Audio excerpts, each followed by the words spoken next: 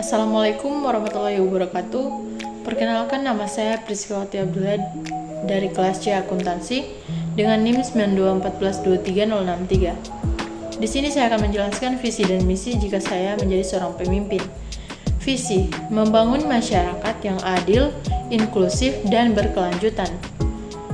Misi, melakukan langkah-langkah konkret untuk mengurangi kesenjangan sosial, meningkatkan akses terhadap pendidikan dan pelayanan kesehatan, serta mendorong pelestarian lingkungan. Tema geostrategi dalam konteks sumber kekayaan alam di Indonesia.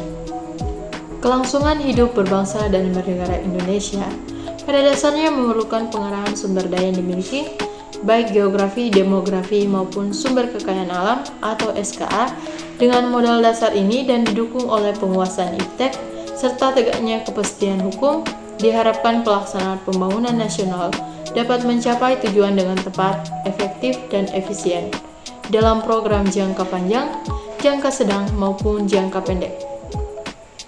Atas dasar itu, diperlukan suatu rencana pembangunan dengan pengendalian waktu, ruang, alat, dan kondisi melalui kebijakan politik dan strategi nasional. Keberhasilan suatu strategi dalam memanfaatkan ruang negara secara tepat dengan memberdayakan seluruh kekuatan nasional merupakan manifestasi kesadaran ruang. Secara utuh dan konsisten dikutip dari buku Pendidikan Kewarganegaraan untuk Perguruan Tinggi tahun 2016 oleh Kailan. Geostrategi diartikan sebagai metode atau aturan-aturan untuk mewujudkan cita-cita dan tujuan melalui proses pembangunan yang memberikan arahan. Arahan yang dimaksud diartikan sebagai mode atau aturan-aturan untuk mewujudkan cita-cita dan tujuan melalui proses pembangunan yang memberikan arahan.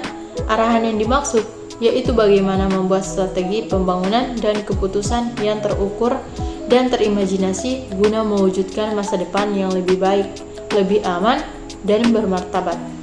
Arahan yang dimaksud yaitu bagaimana membuat strategi pembangunan dan keputusan yang terukur dan terimajinasi guna mewujudkan masa depan yang lebih baik, lebih aman, dan bermartabat.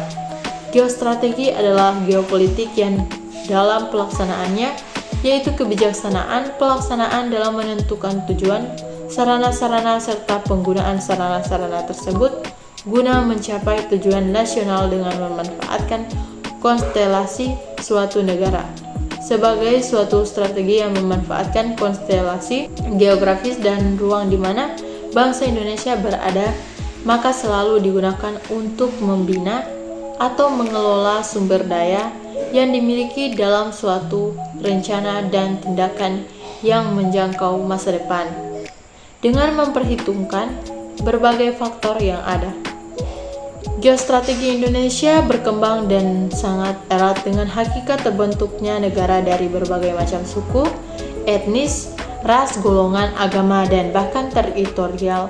Proses pembentukan bangsa Indonesia adalah proses monopluralis, maksudnya manusia terdiri dari berbagai unsur tetapi merupakan satu kesatuan utuh.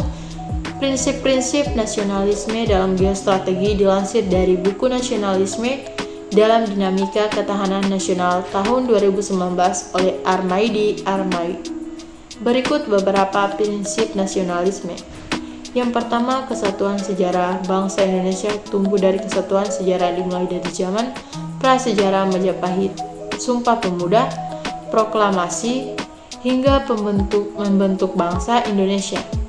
Dengan demikian, pada hakikatnya konsep geostrategi Indonesia bukan mengembangkan kekuatan untuk penguasaan terhadap wilayah di luar kedaulatan nasional ataupun untuk melakukan ekspansi terhadap negara secara utuh dan konsisten dikutip dari buku Pendidikan Kewarganegaraan untuk Perguruan Tinggi tahun 2016 oleh Kailan. Geostrategi diartikan sebagai metode atau aturan-aturan untuk mewujudkan cita-cita dan tujuan melalui proses pembangunan yang dalam kehidupan berbangsa dan bernegara berlandaskan pada Pancasila dan Undang-Undang Dasar Negara Republik Indonesia tahun 1945 yang terdapat dalam substansi pembukaan Undang-Undang Dasar Negara Republik Indonesia tahun 1945 atau UUD NRI 1945. Sangat jelas tersirat cita-cita kebangsaan atau cita-cita nasional, tujuan kebangsaan atau tujuan nasional, kepentingan berkebangsaan atau kepentingan nasional, dan tugas pokok berkebangsaan atau tugas pokok nasional, Fundamental National Mission, dalam naungan Negara Kesatuan Republik Indonesia atau NKRI yang berdasarkan Pancasila sebagai berikut. Dengan demikian, pada hakikatnya, konsep geostrategi Indonesia bukan mengembangkan kekuatan untuk penguasaan terhadap wilayah di luar kedaulatan nasional, ataupun untuk melakukan ekspansi terhadap negara lain. Konsep geostrategi Indonesia didasarkan pada kondisi, metode atau cara dalam mengembangkan potensi kekuatan nasional yang ditujukan untuk pengamanan terhadap kemungkinan terjadinya gangguan yang timbul serta untuk menjaga keutuhan kedaulatan negara Indonesia dalam pembangunan nasional.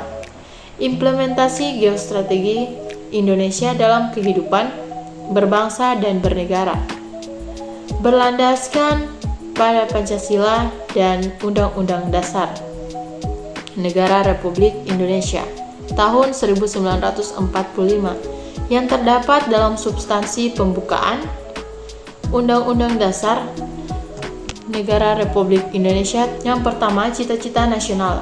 Dengan mencermati alinea kedua pembukaan UUD NKRI 1945, dinyatakan bahwa kondisi masa depan bangsa Indonesia yang dicita-citakan adalah menjadi bangsa yang merdeka, bersatu, berdaulat, adil, dan makmur.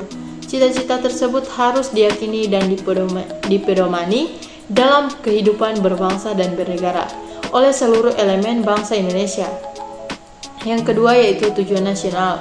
Dengan mencermati alinea ketiga pembukaan UUD NRI tahun 1945 bahwa kemerdekaan dari kolonialisme, penjajahan yang telah diproklamasikan pada tanggal 17 Agustus 1945 merupakan berkah dan rahmat Allah SWT, Tuhan Yang Maha Esa, dan keinginan luhur bangsa Indonesia. Yang selanjutnya, menurut alinea keempat, pembukaan UUD NKRI 1945 harus terwadahi dalam bingkai NKRI yang berdasarkan Pancasila.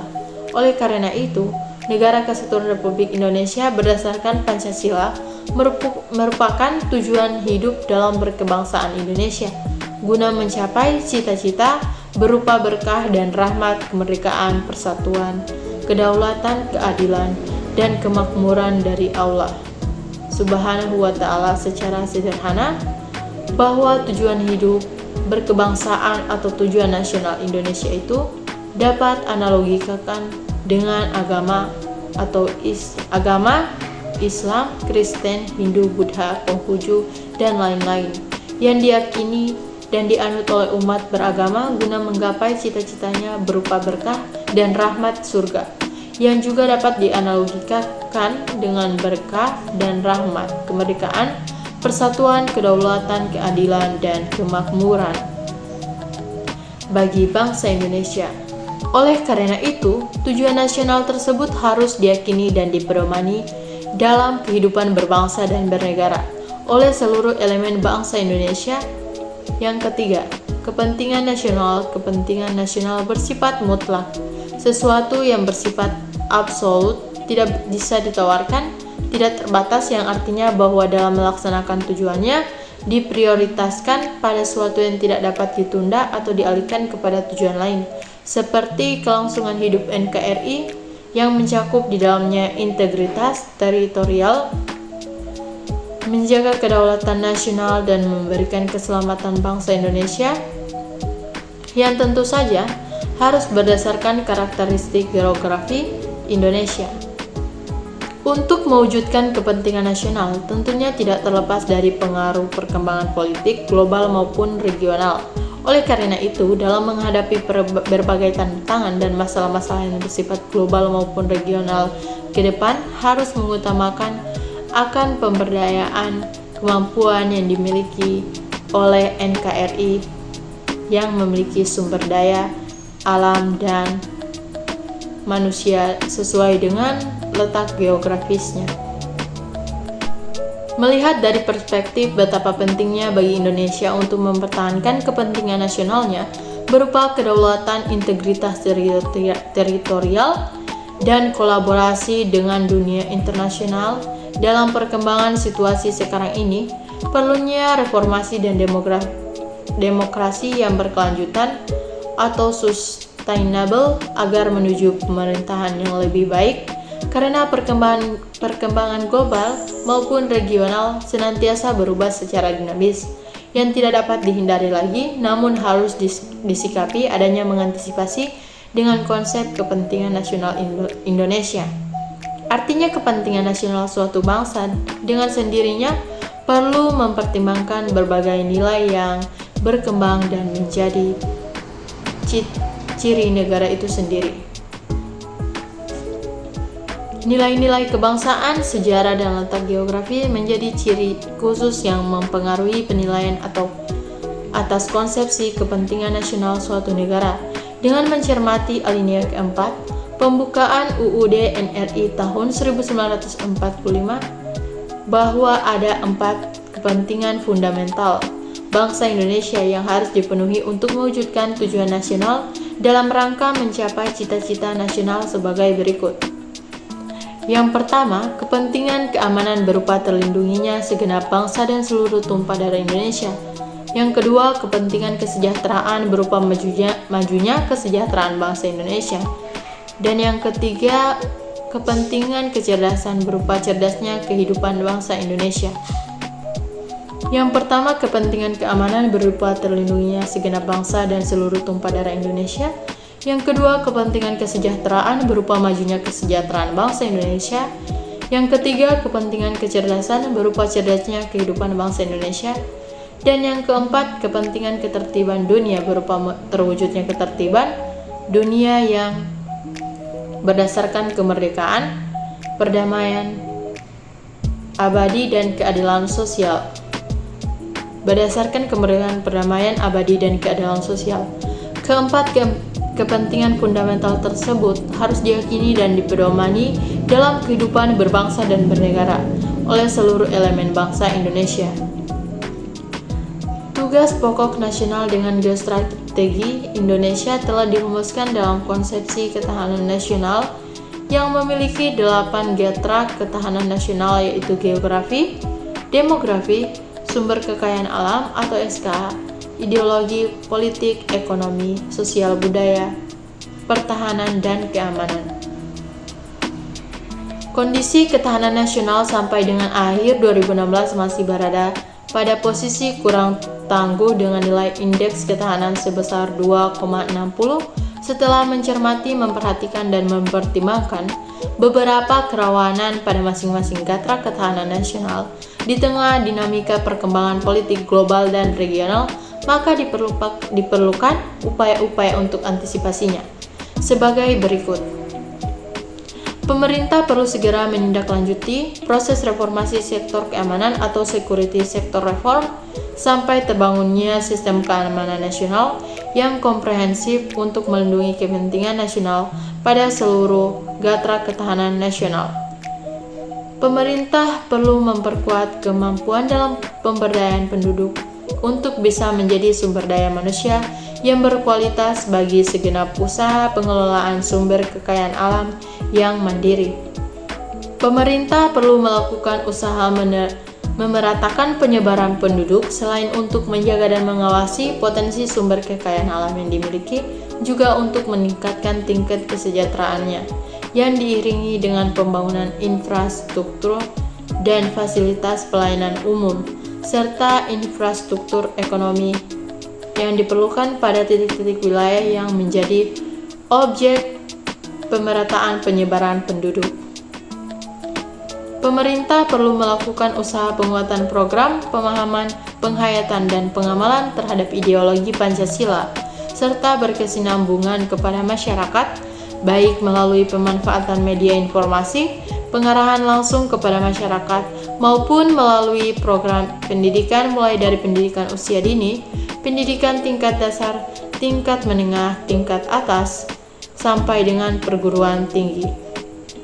Pemerintah perlu melakukan usaha penguatan kemampuan ekonomi yang berbasis kemandirian melalui efisiensi penggunaan anggaran dan pemberdayaan sumber-sumber pemasukan APBN untuk menghindari infiltrasi kepentingan negara besar melalui paket-paket bantuan ekonomi.